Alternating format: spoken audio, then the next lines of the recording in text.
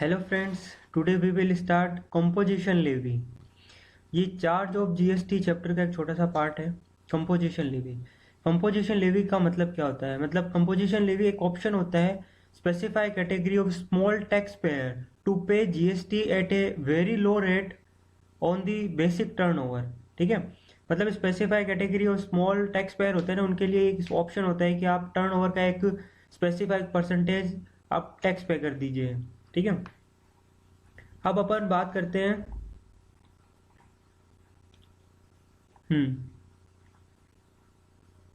Rate of tax. Manufacturer है और वो कॉम्पोजिशन स्कीम ले रहा है, तो उसके लिए रेट ऑफ टैक्स होगा 1%, 0.5% CGST, 0.5% SGST और UTGST ऑफ टर्नओवर। ठीक है, 1% ऑफ टोटल टर्नओवर। अगर रेस्टोरेंट सर्विस प्रोवाइडर है, रेस्टोरेंट और आउटडोर केटरिंग सर्विस प्रोवाइडर है, तो उसके लिए रेट है 5%। ठीक है, 2.5% CGST, 2.5% SGST और UTGST of turnover, means 5% of total turnover. Others के लिए 1% of turnover of taxable supply, means 0.5% CGST, 0.5% SGST। वो भी किसका? टैक्सेबल टर्नओवर का। यहाँ पर लिखा हुआ था टर्नओवर मीन्स टोटल टर्नओवर, जिसमें एग्जाम्प्ट वगैरह सब शामिल होते हैं। लेकिन अदर्स के लिए केवल यहाँ क्या लिखा है? Turnover of taxable supply, taxable turnover. Okay, ये पॉइंट ध्यान रखना जरूरी है। अब अपन बात करते हैं turnover limit for composition levy. Specific category state, special category state के लिए टर्नओवर की लिमिट है 75 लाख। अगर 75 लाख रुपीज से नीचे आपका टर्नओवर है या फिर 75 लाख रुपीज तक है, तो आप कंपोजिशन स्कीम ले सकते हो। कौन से? स्पेशल कैटेगरी स्टेट, जिसमें एक्सेप्ट कर रखा है आसाम, हिमाचल प्रदेश और जम्मू कश्मीर। आसाम, हिमाचल प्रदेश और जम्मू कश्मीर में टर्नओवर की लिमिट कितनी है? 1.5 करोड़ है, ये ध्यान रखना है। और रिमेनिंग स्टेट के लिए भी 1.5 करोड़ है। स्पेशल कैटेगरी स्टेट कौन कौन से होते हैं? स्पेशल कैटेगरी स्टेट होते हैं अपना, इसका याद रखने का यह कोड है। सबसे पहले ए का मतलब हो गया अरुणाचल प्रदेश, उसके बाद में एम में 3 आते हैं, मणिपुर, मिजोरम और मेघालय। ठीक है, उसके बाद में एम के बाद में एन आता है। एन का मतलब हो गया नागालैंड। नागालैंड के बाद में हो गया STU, ABCD के हिसाब से। एस का मतलब हो गया सिक्किम, टी का मतलब हो गया त्रिपुरा, यू का मतलब हो गया उत्तराखंड। तो ये स्पेशल कैटेगरी स्टेट है। यहाँ पर टर्नओवर लिमिट 75 लाख रुपीज है। अगर आपका टर्नओवर 75 लाख रुपीज तक है, तो आप कंपोजिशन स्कीम ले सकते हो। अगर 75 लाख रुपीज से 1 रुपए पे ज्यादा हो गया, तो आप कंपोजिशन से बाहर निकल जाओगे। ठीक है, अब बात करते हैं एग्रीगेट टर्नओवर क्या होता है। एग्रीगेट टर्नओवर इंक्लूड करता है value of all outward supply. ठीक है, taxable supply, exam supply, export, inter state supply. ठीक है, एग्रीगेट टर्नओवर में सब चीजें शामिल हो जाती है, चाहे वो टैक्सेबल सप्लाई हो, एग्जाम सप्लाई, एक्सपोर्ट हो या फिर इंटर स्टेट सप्लाई हो, of a person having the same PAN to be computed on on all India basis. ठीक है, ऑल इंडिया बेसिस पर इसको कंप्यूट किया जाता है। इसमें एक्सक्लूड किया जाता है CGST, SGST, UTGST, IGST और सेस। इसको एग्रीगेट टर्नओवर में शामिल नहीं किया जाता है। उसके अलावा value of input supply on which tax is to be paid on reverse charge basis. मतलब आपने कोई चीज परचेज की है जिसमें RCM के तहत आपको टैक्स पे करना है गवर्नमेंट को। ठीक है, तो उसको यहाँ पे इंक्लूड नहीं किया गया है। उसको यहाँ पे आपको शामिल नहीं करना है, आपको उसको यहाँ से एक्सक्लूड करना है। ठीक है, उसके अलावा value of exempt supply of service provided by way of extending deposit, loan, advance in so far as consideration is represented by way of interest और डिस्काउंट। मतलब क्या होता है कि जो भी आपको इंटरेस्ट और डिस्काउंट मिलता है ना, मतलब आपको इंटरेस्ट मिलता है बैंक FD के ऊपर।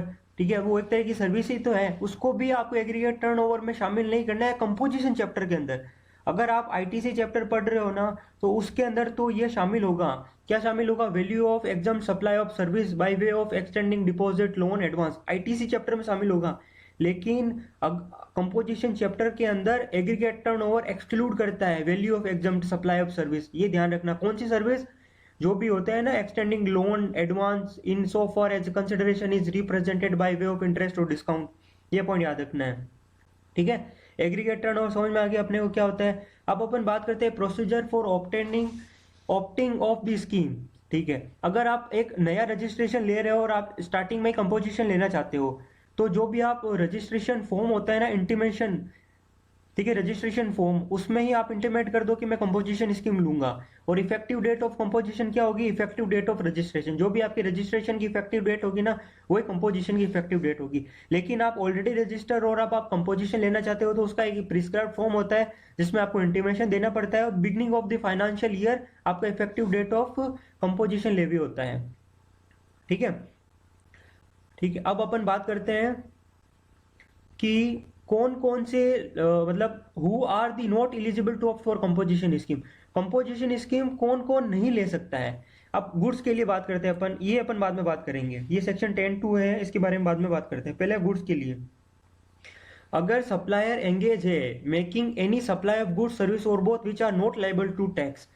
जैसे कि नॉट लाइबल टू टैक्स कौन सा आइटम हो गया? जैसे कि पेट्रोल है, ठीक है, एविएशन टर्बाइन फ्यूल है, अपना ये एल्कोहलिक लिकर हो गया। अगर आप सप्लायर एंगेज है इस प्रकार के गुड्स की सप्लाई करने में, तो वो कंपोजिशन स्कीम नहीं ले सकता।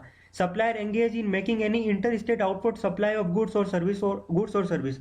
इसका मतलब क्या हो गया कि जो भी सप्लायर है ना, वो इंटर स्टेट क्या कर रहा है? सेल कर रहा है, ठीक है, गुड्स और सर्विस का, तो वो कंपोजिशन स्कीम नहीं ले सकता।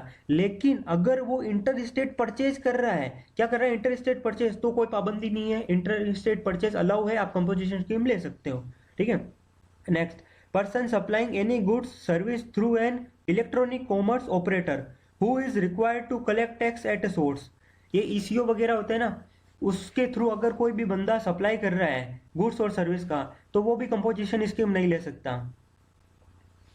अब बात करते हैं manufacturer of ice cream, paan masala, tobacco और एरेटेड वाटर। अगर इन 4 गुड्स का, मतलब ये 4 प्रोडक्ट का अगर कोई भी मैन्युफैक्चरर है, तो वो भी कंपोजिशन स्कीम नहीं ले सकता। 4 गुड्स कौन से? Ice cream, paan masala, tobacco, aerated water. Aerated water का मतलब हो गया कोल्ड ड्रिंक्स। अब supplier who is either a casual taxable person और नॉन रेजिडेंट टैक्सेबल पर्सन।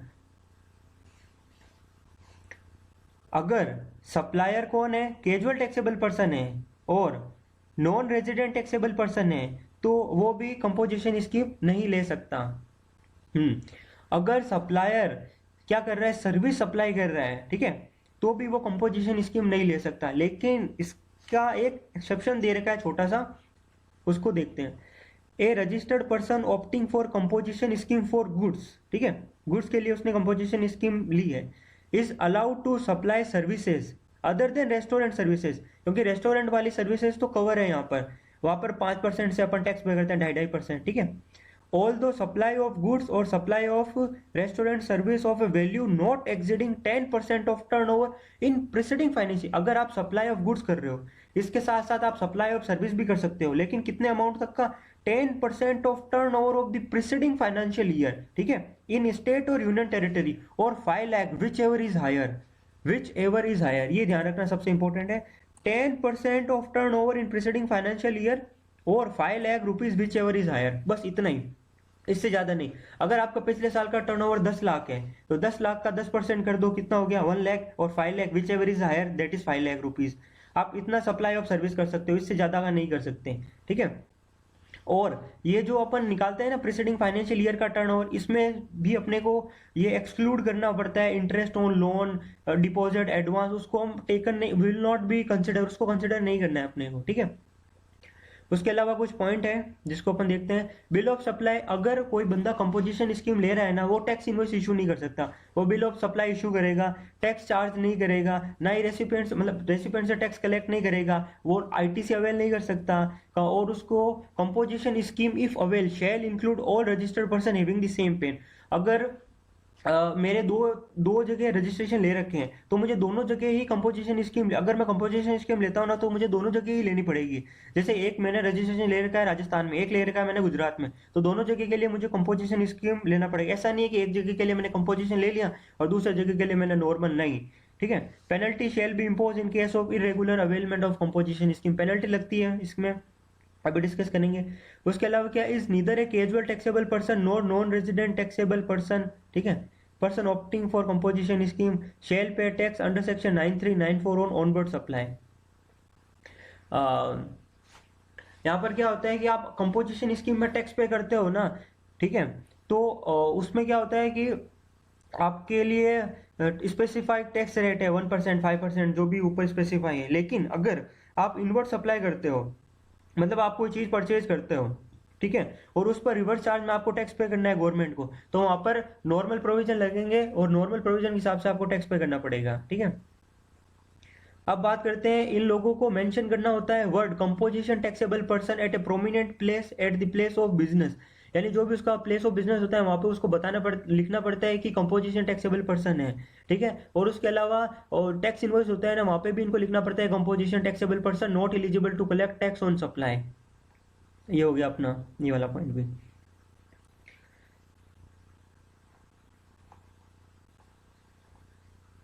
अब अपन बात करते हैं सेक्शन 10(2)(a). 10(2)(a) के अंदर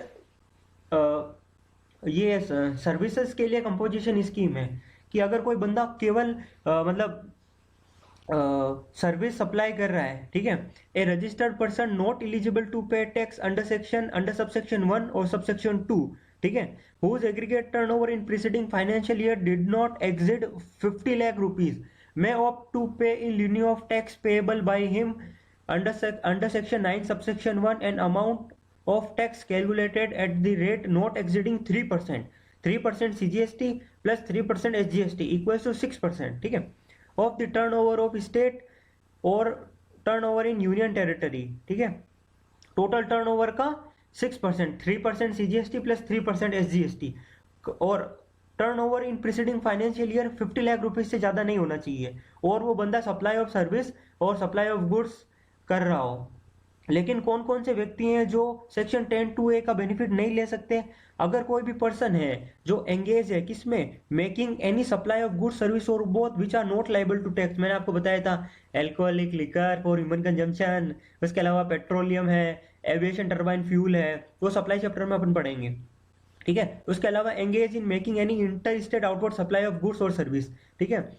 अगर आप इंटर स्टेट सेल कर रहे हो तो आप कंपोजिशन स्कीम नहीं ले सकते, वही सेम टू सेम पॉइंट है। Engage in making any supply goods और सर्विस थ्रू ईसीओ, आप सप्लाई कर रहे हो ईसीओ के through, who is required to collect tax at a source under section 52, ठीक है। अगर मैन्युफैक्चरर हो इसका गुड्स और आप मैन्युफैक्चरर हो गुड्स के और आप सप्लायर ऑफ सर्विस के as notified by the government on the recommendation of the council.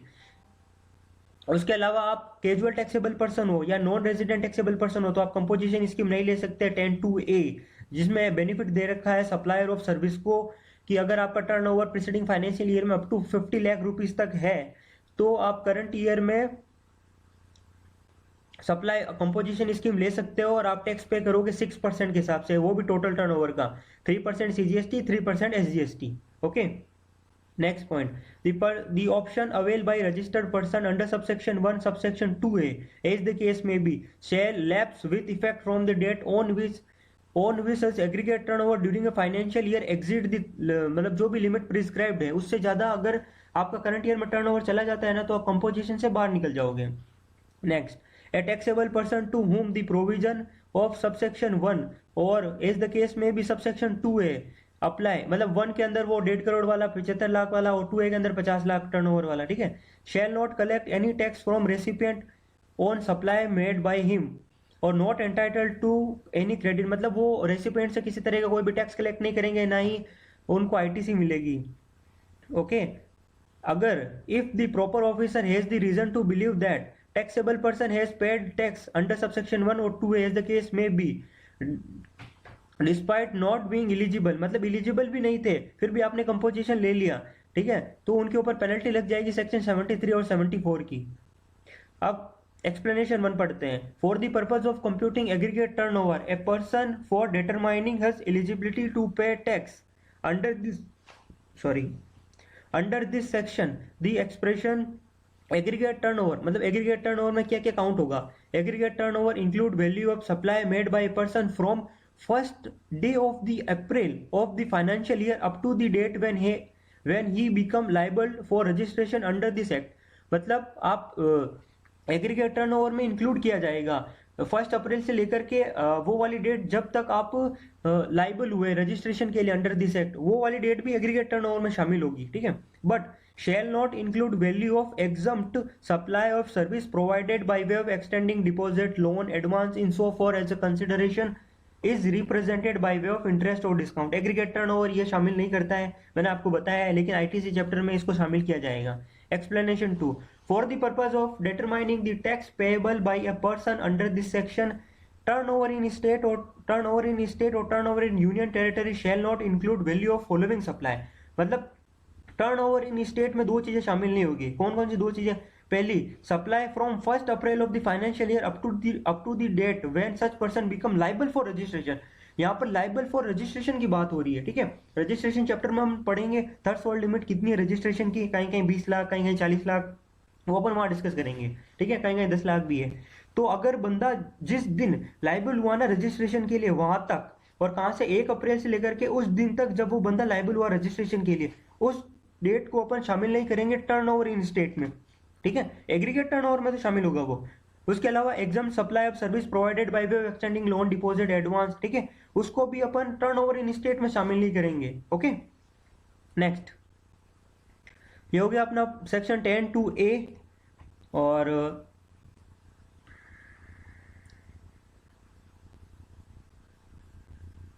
Service वाला अपन ने देख लिया, 50 lakh turnover in the preceding financial year. Okay, ये कवर हो गया अपना ऊपर। अब बात करते हैं validity of composition levy. The option exercise by registered person to pay amount under composition levy shall remain valid so long as he satisfied all the condition mention in the relevant rules, ठीक है। तो जब भी वो कोई भी condition, जैसे कि उसका टर्नओवर 1.5 करोड़ या 75 लाख रुपीज या 50 लाख रुपीज से एक्सीड हो जाता है, तो वो कंपोजिशन से बाहर निकल जाएगा। और जब भी बंदा कंपोजिशन से बाहर निकल जाता है ना, तो उसको with in 7 days of occurrence of such event उसको क्या करना पड़ता है, एक प्रिस्क्राइब्ड फॉर्म में इंटीमेट करना पड़ता है। अब withdrawal from composition levy, composition scheme से अगर आप बाहर निकलते हो ना, तो आपको जो भी आपके पास में आईटीसी पड़ी होती है ना स्टॉक की, उसके अलावा कैपिटल गुड्स की, तो वो आईटीसी आपको मिल जाती है, लेकिन उसके लिए आपको एक फॉर्म फिल करना पड़ता है। Such person may furnish statement in prescribed form containing detail of the stock of input contain in semi finished और finished goods held in stock by him on the date on which the option is withdrawal और deny within a period of 30 days from the date from which the option is withdrawal और from the date of the order denying composition scheme. 30 दिन के अंदर अंदर आपको एक prescribed form भरना होता है, जिसमें आपको आपकी जितने भी इनपुट होता है ना, या input containing semi finish goods, ठीक है, उसकी और कैपिटल गुड्स की आईटीसी आपको मिल जाती है। मतलब जितनी भी, ठीक है, आईटीसी आपको मिल जाती है। Next, composition scheme supplier can't collect tax, ये टैक्स कलेक्ट नहीं कर सकते रेसिपिएंट से, और ये एंटाइटल भी नहीं होते हैं आईटीसी के लिए। इसके अलावा अगर किसी तरह का मतलब ये एलिजिबल नहीं थे कंपोजिशन के लिए, इन्होंने कंपोजिशन ले लिया है, तो ये लाइबल होते हैं पेनल्टी के लिए under section 73 and 74 of CGST act. Thank you so much.